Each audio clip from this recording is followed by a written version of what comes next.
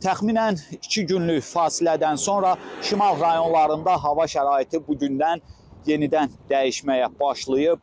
Onu da qeyd edim ki, bir neçə gün əvvəl bölgədə qarlı və şaxtalı hava şəraiti haqqında məlumat vermişdik. Lakin son 2 gündə hava şəraiti stabilləşmişdi. Hətta havanın temperaturu təxminən 10 dərəcə yüksəlmişdi. Lakin bugündən etibarən qeyd etdiyim kimi hava şəraiti yenidən dəyişib və hazırda Qubada hava tutqundur. Eyni zamanda bir neçə gün ərzində yağan qar əriməsi nəticəsində çaylarda da sululuq artıb. Hazırda biz Qudyal çayın Quba rayonu ərazisindən keçən hissəsindəyik. Bu ərazidə, yəni Qudyal çayda hazırda təxminən saniyədə 2 kub metrə qədər su keçir. Digər dağ çaylarında da ötən günlərlə müqayisədə sululuq artıb və eyni zamanda bu da öz növbəsində xüsusən çaykənarı ərazilərdə müəyyən qədər sel riskini artırır. Təbii ki, bu təhlükənin qarşısının alınması üçün aidiyyatı dövlət qurumları tərəfindən